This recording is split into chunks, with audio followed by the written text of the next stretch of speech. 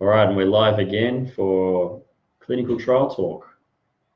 Thanks for joining us. Gabriel, it's Luke here. Gabriel will be with us again in a second, and or not a second, but he's going to get some very important information for me to show you, which pretty much, if you're ever looking at the possibility of being involved in a clinical trial, you really need to take an educated, well, you need to be informed.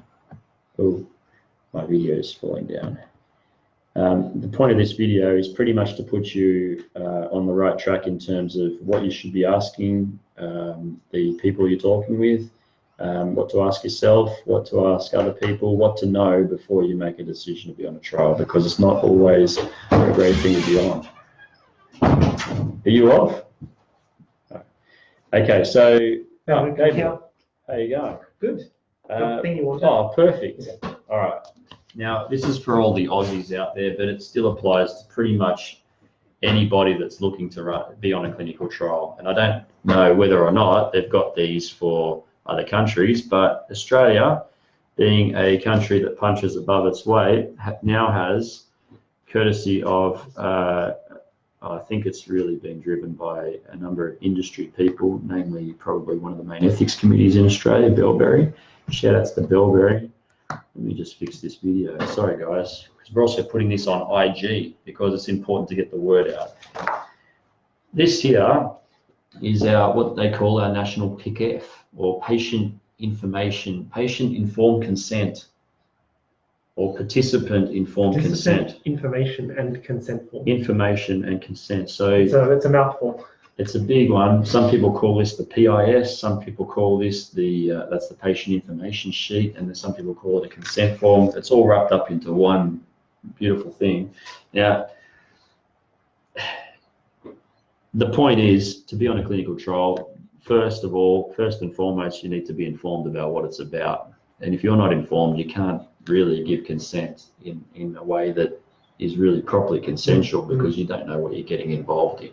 So I think before we had this thing, there wasn't any kind of standardization. I call it a thing now. We're calling it a PIS, ICF. Okay, it's a PIS. It's informed consent. I call it ICF, informed consent form. Okay. I think national PICF is catchier. National PICF, PICF, pretty much. Anyway, the thing. Let's call it the thing. Okay. So all I wanted to say is, before we had this, there was no standardization of informed consent forms. That means that every single clinical trial, the various trial sites would have to write up their own information. Perhaps it wasn't written in a way that was really understandable by the public. Perhaps information was being left out, so on and so forth. So what the National PICF was developed to do is to try and standardize the process, provide a general set of rules and ways to talk to you guys to help you understand what you're getting into in terms of clinical trial, what are your rights, and general trial-specific information as well. So stuff like number of visits,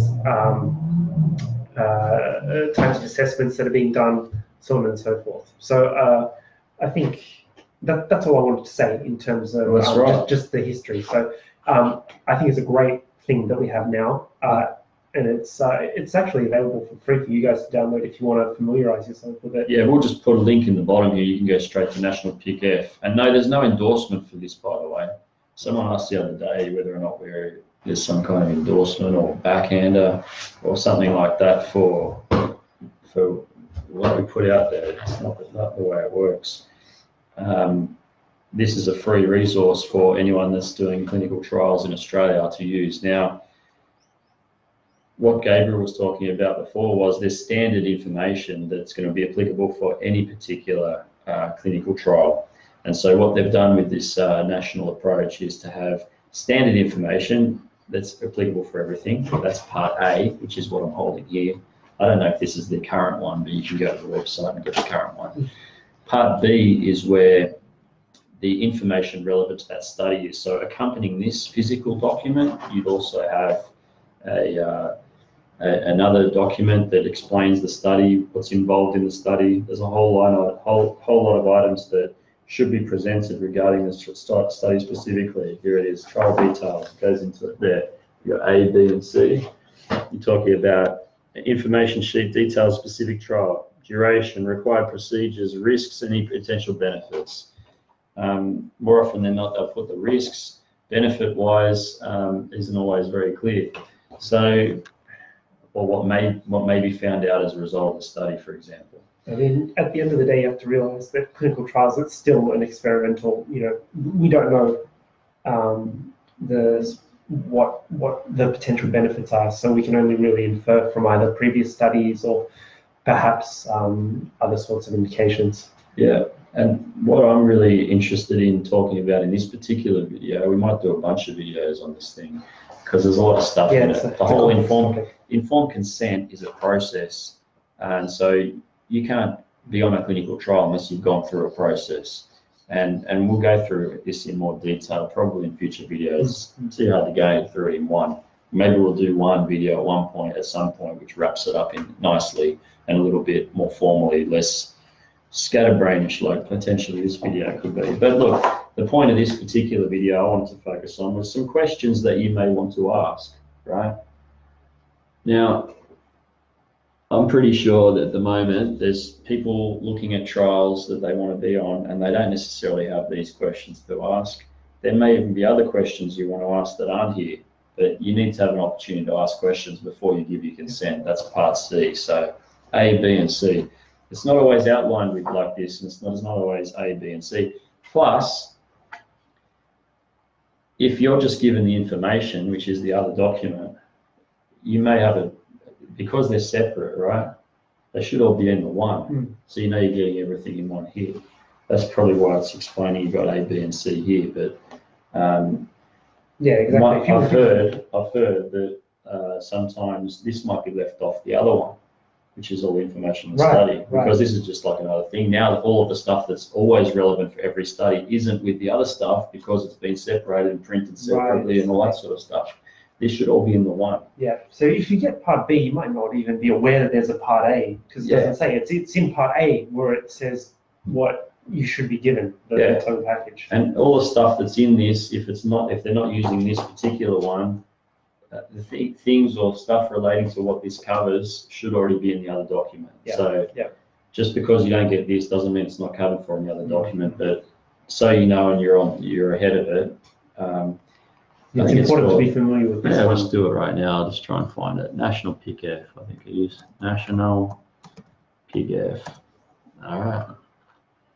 I'm going to post that link, right, into the Facebook Live chat right now. Okay. Don't end video, just post it.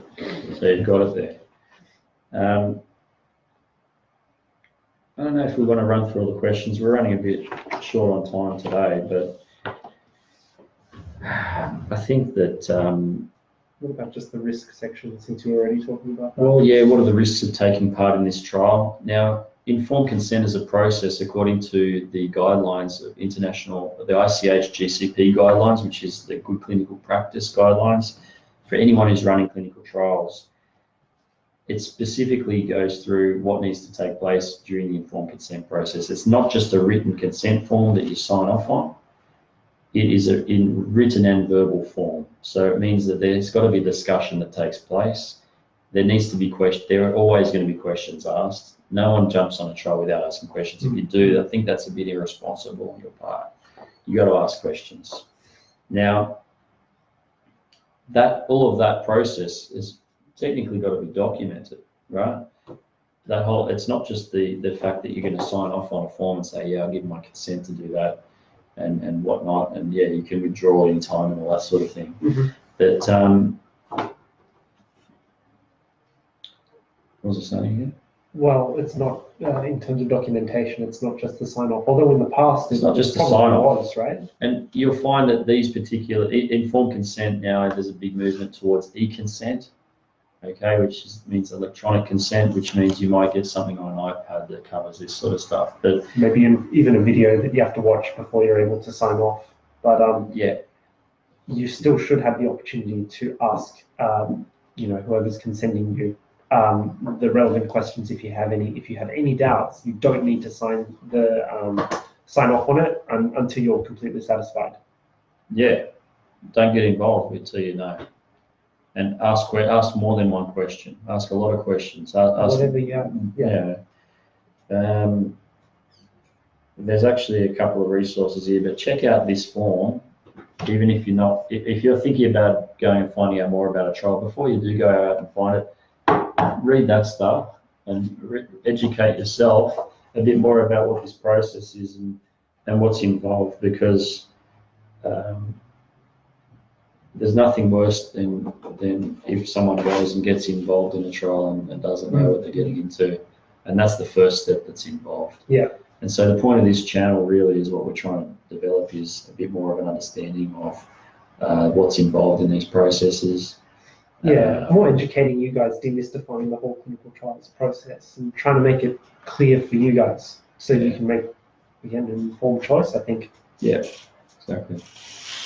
All right, we're going to wrap it up there because we've got other things to do. But anyway, we'll probably do this a bit more justice in future videos. Okay? Is that all right? Yeah. We'll wrap it Okay. up. All right, Thanks cheers, for watching, guys. Watch again. We'll probably be here on Friday afternoon, 3 or 4 o'clock Australian Eastern Standard Time. Tune in. Cheers.